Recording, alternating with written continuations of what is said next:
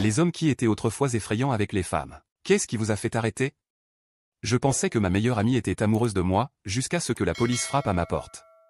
Lors de ma première année à l'université, j'ai rencontré une fille pendant la semaine d'orientation et je suis devenu complètement obsédé par elle. Je me suis inscrit à tous les événements de bienvenue auxquels elle participait et j'ai même demandé à changer de dortoir pour être dans le même bâtiment qu'elle. Nous avons commencé à parler, et j'étais convaincu qu'il y avait quelque chose de spécial entre nous. Je voulais être avec elle 24 heures sur 24, 7 jours sur 7. J'ai failli changer de filière pour la sienne juste pour être dans toutes ses classes. Je l'ai suivie sur Instagram et, lorsqu'elle m'a suivi en retour, j'ai commencé à répondre à toutes ses stories. J'ai supprimé toutes les photos que j'avais de ma copine.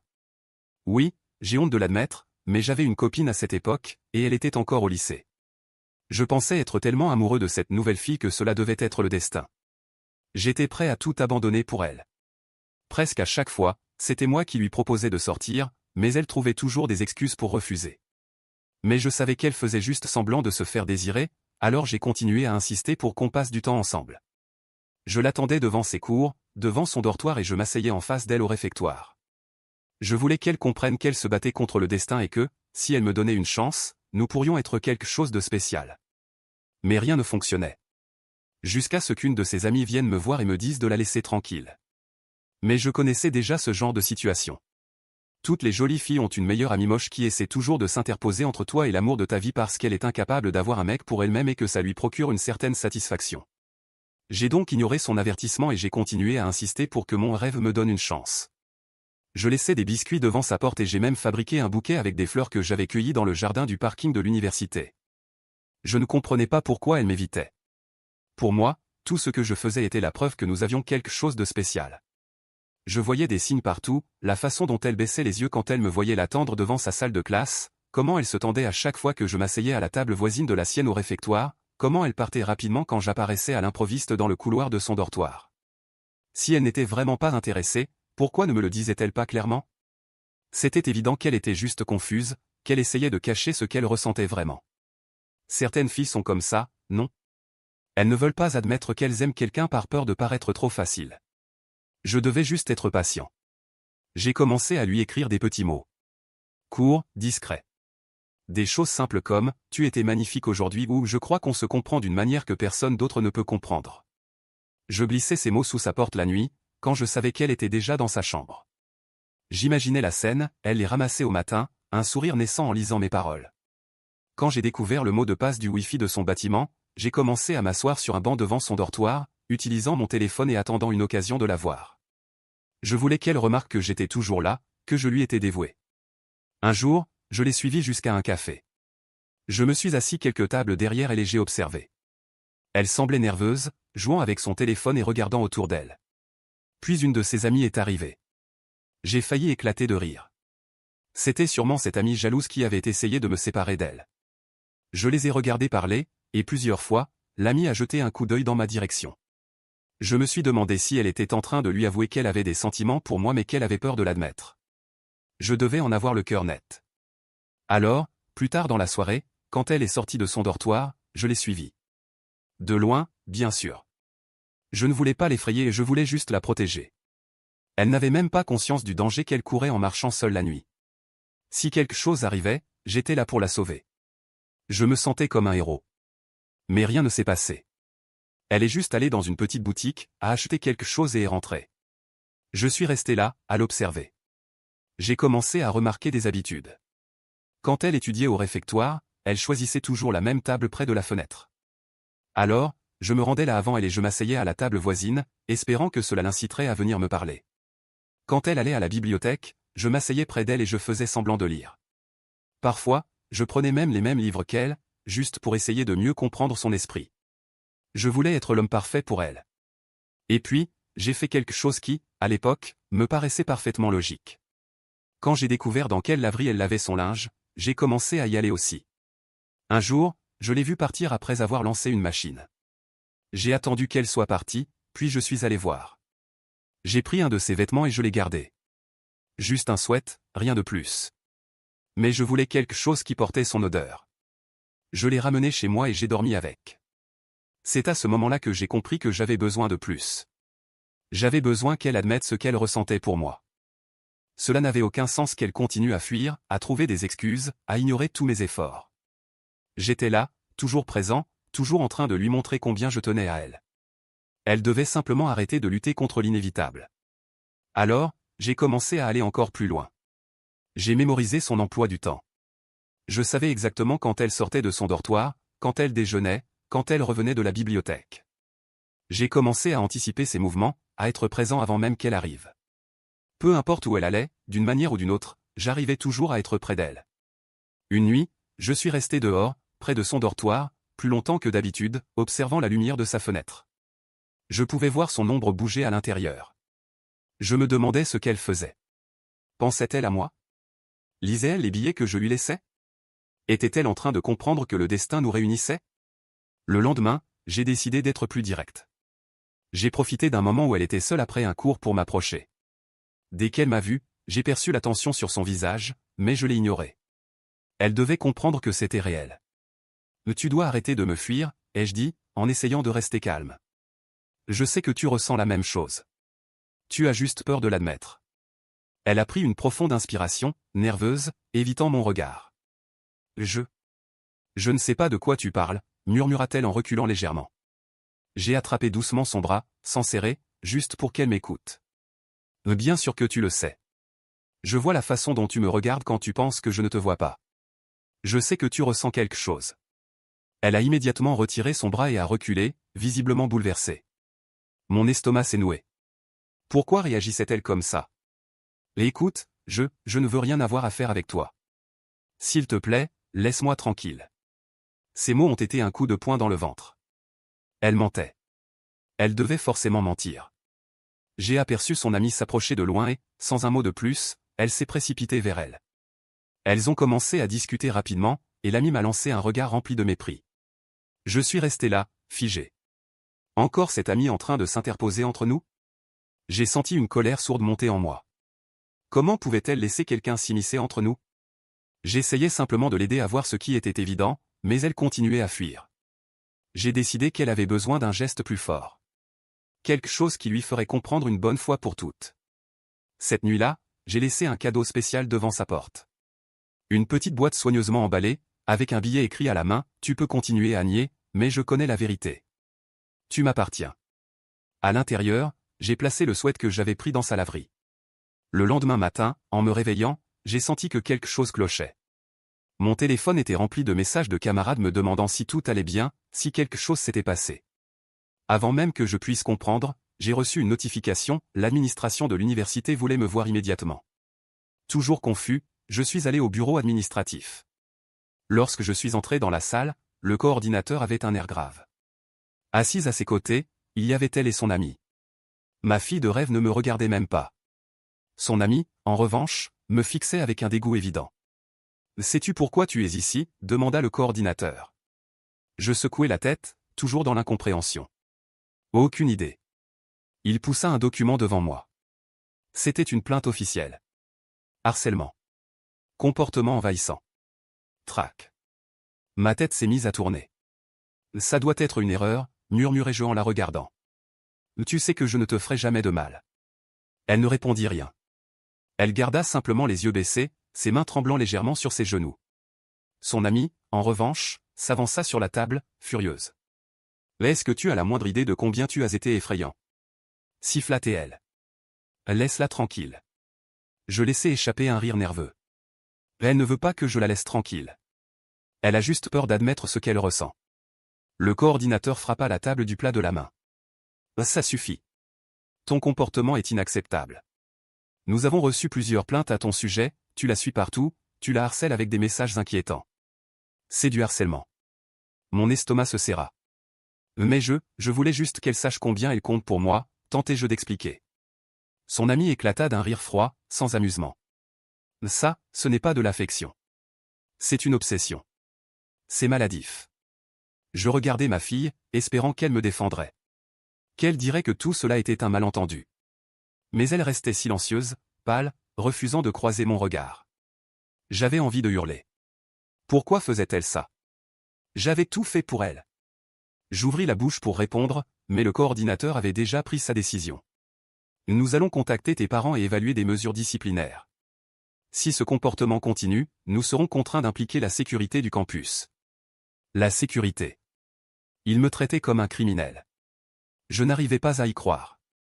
J'ai été forcé de quitter la pièce, l'esprit en ébullition. Comment en étions-nous arrivés là? Comment cela avait-il pu dégénérer ainsi? Elle n'a rien dit. Elle ne m'a pas défendu. Après tout ce que j'avais fait pour elle, elle avait choisi de se retourner contre moi. Elle devait comprendre qu'elle faisait une erreur. Tout ça n'était pas terminé. Des semaines s'étaient écoulées depuis cette réunion humiliante avec l'administration de l'université. J'étais encore enragé. Après tout ce que j'avais fait pour elle, après toutes les chances que je lui avais données d'admettre ce qu'elle ressentait vraiment, elle continuait à s'accrocher à ce mensonge. Elle avait choisi de s'allier à cette amie répugnante, de me faire passer pour un prédateur, et maintenant, tout le monde me traitait comme si j'étais dangereux. Mais au fond, je savais qu'elle pensait encore à moi. Elle devait le faire. J'ai commencé à éviter les endroits où nous nous croisions autrefois, juste pour voir si elle viendrait me chercher. Mais rien. Aucun message, aucun regard furtif en ma direction. Elle essayait de se convaincre qu'elle pouvait vivre sans moi. Puis, un jour, c'est arrivé. Je l'ai vue. Elle était assise sur un banc du campus, riant. Mais elle n'était pas seule. Il était là. Un type que je n'avais jamais vu auparavant. Grand, avec ses cheveux en bataille étudiés, portant des vêtements qui donnaient ce style décontracté cool. Il était assis bien trop près d'elle, riant à ce qu'elle disait. Elle avait l'air si à l'aise, si détendue.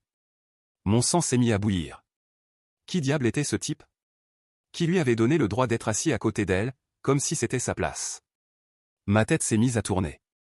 Elle faisait ça exprès. C'était la seule explication. Elle voulait me blesser. Elle voulait me faire souffrir. Elle voulait que je réagisse. Une rage brûlante s'est allumée en moi, incontrôlable. Mes poings se sont serrés.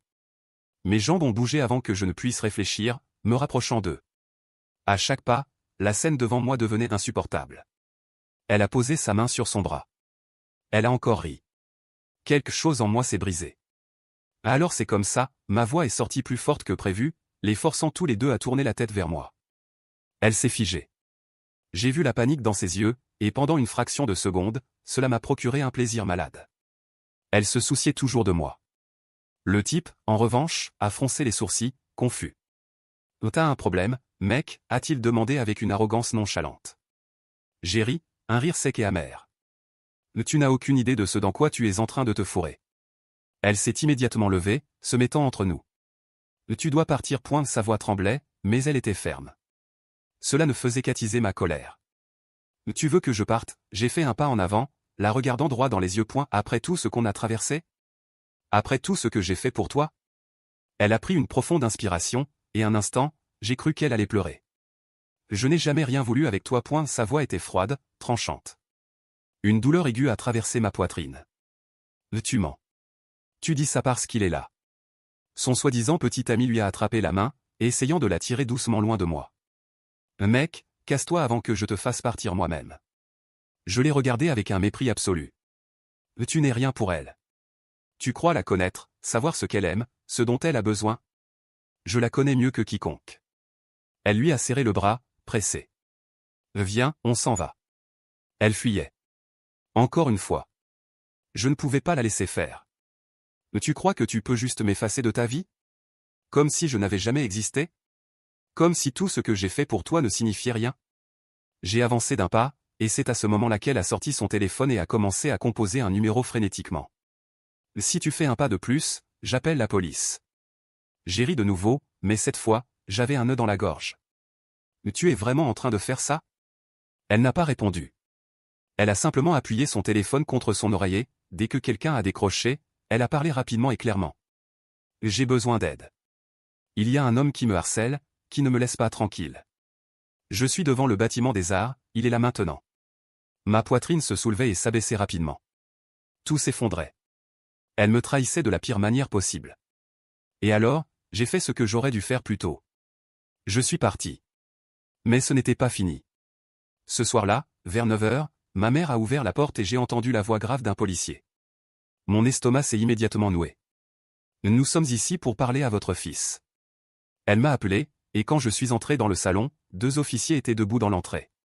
Vous avez été signalé pour harcèlement et traque, a déclaré l'un d'eux, sans détour. J'ai senti l'air quitter mes poumons. C'est absurde, ai-je crié. Il y a une plainte officielle déposée, ainsi que des témoins. Le comportement décrit dans la déclaration est alarmant et inacceptable. Nous sommes ici pour vous remettre une ordonnance de restriction. J'ai cligné des yeux, incapable de comprendre les mots. Une quoi? Une ordonnance de restriction. À partir de maintenant, vous êtes légalement interdit de vous approcher d'elle.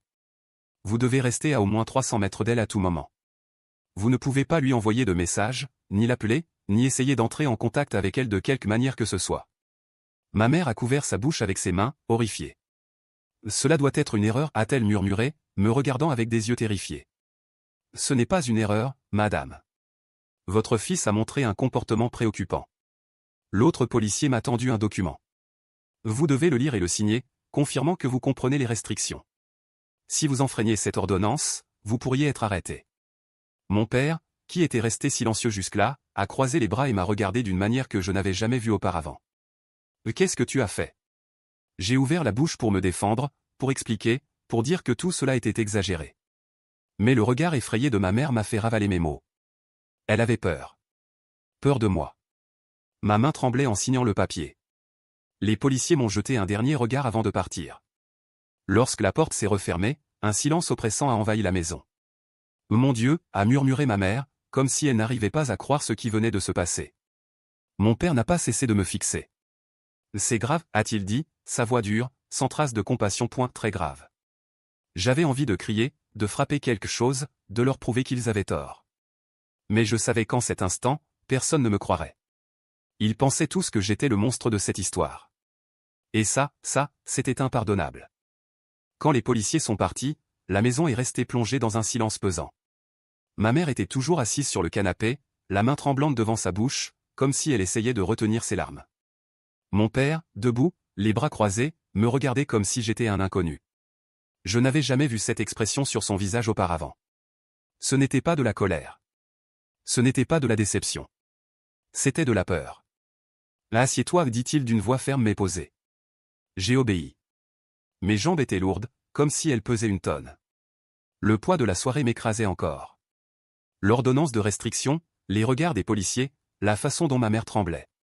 Je n'arrivais pas à croire que les choses étaient allées aussi loin. Ma mère prit une profonde inspiration, essayant de se calmer.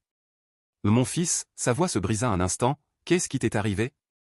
J'ai ouvert la bouche pour répondre, mais mon père m'a interrompu. Ne cherche pas d'excuses. Ne dis pas que c'est un malentendu. Ne dis pas que c'est la faute de cette fille. Juste, écoute. Il s'est penché en avant, posant ses coudes sur ses genoux. On ne t'a jamais appris à agir comme ça. On ne t'a jamais appris que l'amour se force, qu'il s'arrache par l'insistance. Ce que tu as fait, c'était mal. Un nœud s'est formé dans mon estomac. Je voulais juste lui prouver que j'étais le bon. Mon père secoua la tête, frustré. Et si elle ne voulait pas que tu sois le bon? J'ai baissé les yeux. Elle le voulait. Elle ne le savait juste pas encore. Non, répondit-il immédiatement, d'une voix ferme. Elle le savait. C'est toi qui as refusé de l'accepter. Ma mère reprit enfin la parole, d'une voix douce mais tremblante. Tu crois vraiment que c'est normal, ce que tu as fait? La suivre partout, l'attendre devant chez elle, lui laisser des cadeaux qu'elle n'a jamais demandés? Ce n'est pas de la romance, c'est... Elle s'arrêta, comme si elle avait peur de prononcer le mot. Mais je l'avais compris. C'est quoi? Être un monstre? Mon père soupira en passant une main sur son visage. On ne dit pas que tu es un monstre. Mais tu te comportais comme un. Mon estomac se retourna. Je voulais nier. Je voulais dire qu'ils exagéraient, que j'avais juste agi comme n'importe quel garçon amoureux. Mais pour la première fois, je voyais la peur dans les yeux de ma mère, la fermeté dans la voix de mon père. Et je savais qu'ils avaient raison. J'avais dépassé les limites. Je n'étais pas un criminel, un tueur ou un malade mental, mais j'avais franchi une ligne que je n'aurais jamais dû franchir. Et maintenant, c'était trop tard. Ma mère essuya ses yeux et soupira. On ne peut pas rester ici. J'ai relevé la tête. Quoi? Tu as une ordonnance de restriction. Si tu es vu près d'elle, tu peux être arrêté. Et si ça arrive, il n'y aura plus de retour en arrière. Mon père hocha la tête. On va déménager. Demain, on commence à préparer nos affaires. J'ai ouvert grand les yeux, sous le choc. C'est ridicule. Vous ne pouvez pas juste me forcer à tout laisser derrière moi. Tu n'as pas le choix, répondit mon père, sans hésitation. Ce n'est pas une punition, c'est une chance. Une chance pour toi de changer, de grandir. Parce que si tu continues comme ça, un jour, tu dépasseras une limite qu'on ne pourra plus rattraper. J'avais envie de crier, de me battre, de leur dire que c'était injuste. Mais je savais que c'était inutile. La seule chose que je pouvais faire, c'était partir. Les premiers mois dans la nouvelle ville furent un enfer. Je me sentais comme un exilé, un fugitif. Je détestais tout.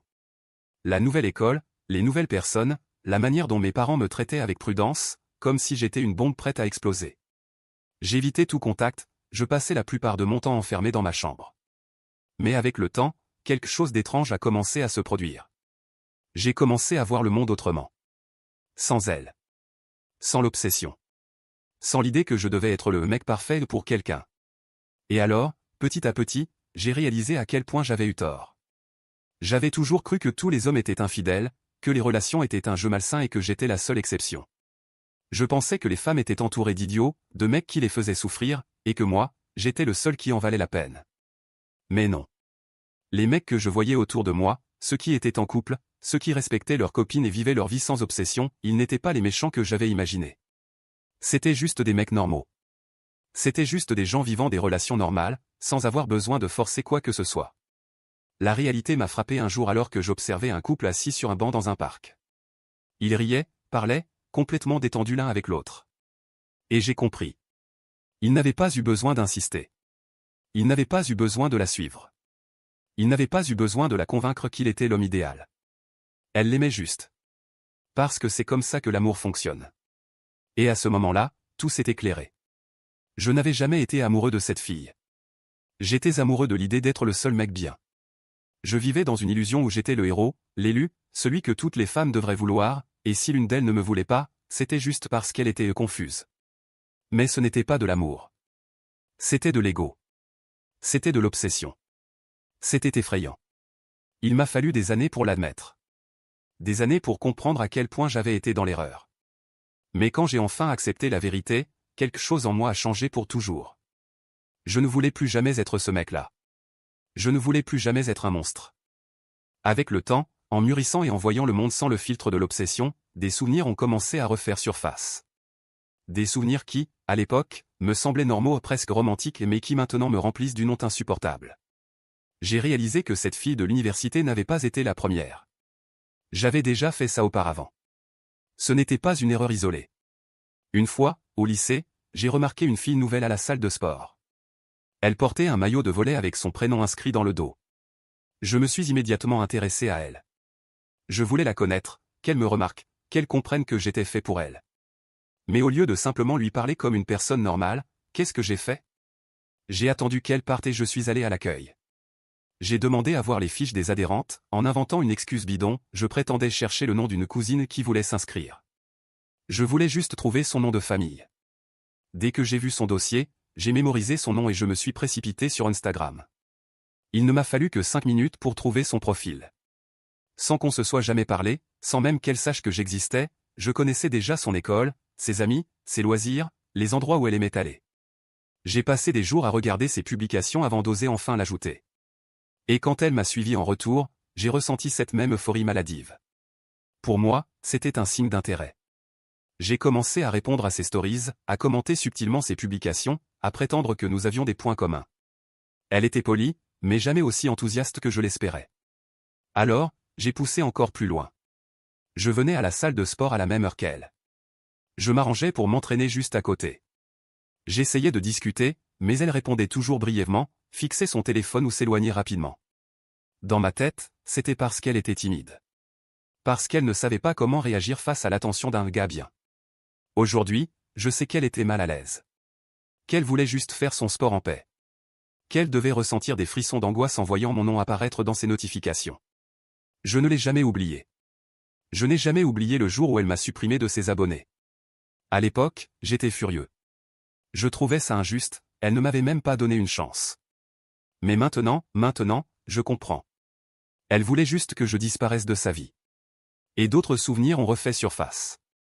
Je me suis rappelé cette fille de mon lycée, celle qui riait à mes blagues, qui était toujours gentille. J'étais persuadé qu'elle m'aimait bien. Mais je n'ai jamais eu le courage de lui avouer mes sentiments. Alors, au lieu de ça, j'ai commencé à la suivre dans les couloirs, à m'asseoir près d'elle à la cantine, à être toujours par hasard là où elle était. J'attendais qu'elle réalise qu'on était fait l'un pour l'autre. Ça n'est jamais arrivé. Elle a commencé à m'éviter. Elle a cessé de rire à mes blagues. Elle a changé de place en classe pour être plus loin de moi. Et quand elle a trouvé un copain, j'ai ressenti ça comme une trahison. J'étais convaincu qu'elle faisait une erreur, qu'elle avait choisi un mec qui ne la méritait pas. Alors, j'ai fait ce que je savais faire, rester dans son ombre. J'apparaissais là où ils allaient, toujours à distance, toujours à observer.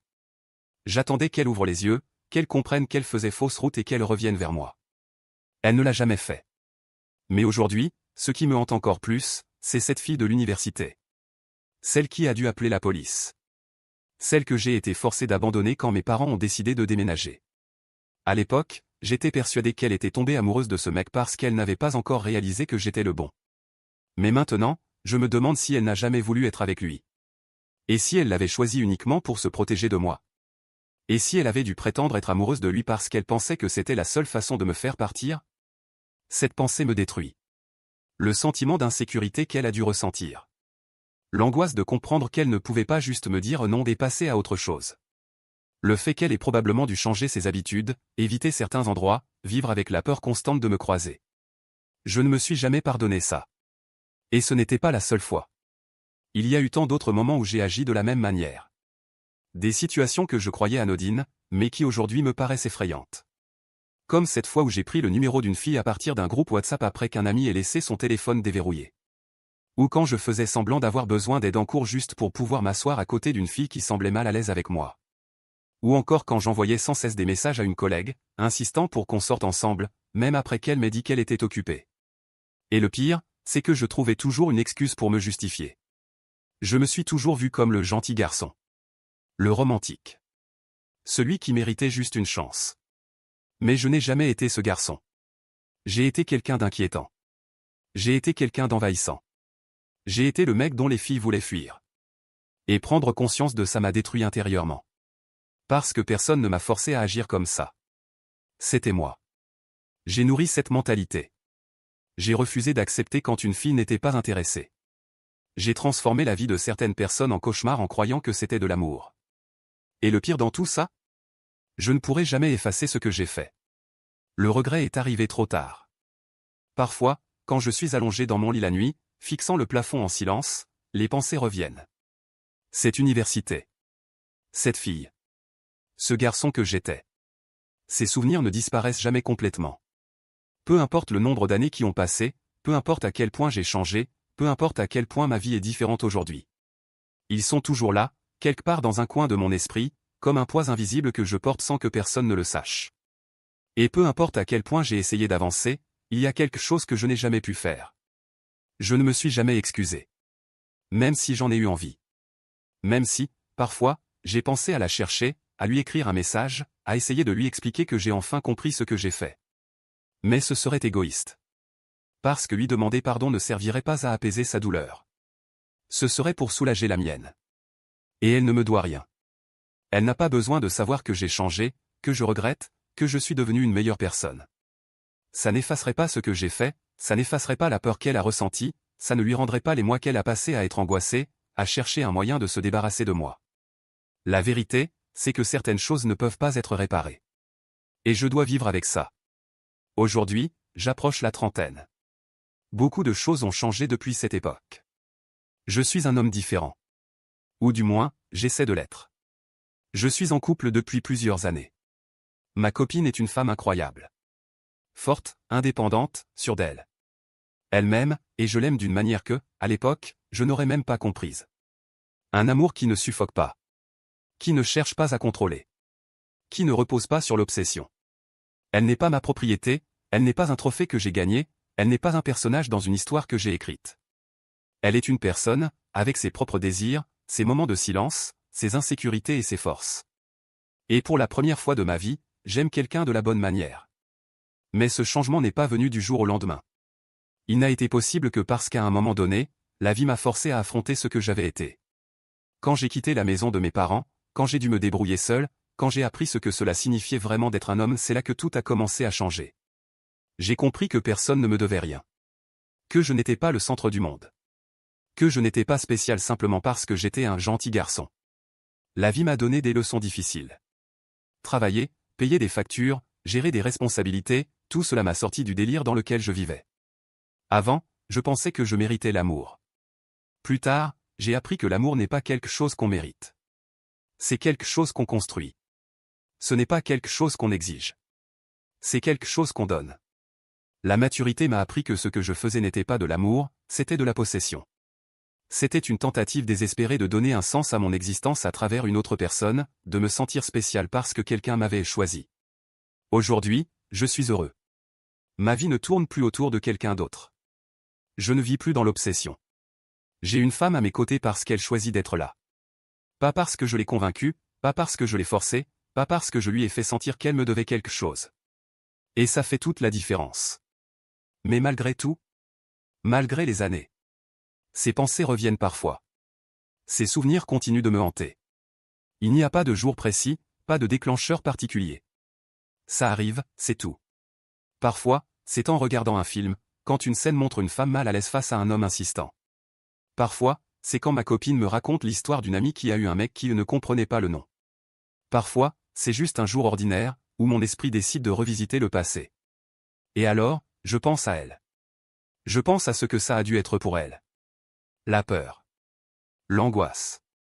La frustration de vouloir vivre sa vie alors qu'un homme qu'elle n'aimait pas la traquait, persuadée qu'il savait mieux qu'elle ce qui était bon pour elle. Combien de fois a-t-elle changé d'itinéraire pour ne pas me croiser? Combien de nuits s'est-elle endormie inquiète, regardant sa porte, se demandant si j'allais encore lui laisser un message? Combien de conversations a-t-elle eues avec ses amis pour trouver un moyen de me fuir? Je me demande si elle se souvient encore de moi. Si je ne suis qu'une ombre de son passé, un détail oublié d'une période difficile. Ou si, parfois, elle y repense encore. Si, de temps en temps, elle se souvient de ce garçon insistant et ressent un frisson de malaise. Je ne le saurai jamais. Je n'ai pas le droit de poser la question. Je ne pourrai jamais lui dire que je suis désolé. Parce que ça ne changerait rien. Parce qu'elle a avancé, et moi aussi. Mais peu importe à quel point j'ai changé. Peu importe à quel point j'ai appris. Je n'oublierai jamais. Et peut-être que c'est comme ça que ça doit être.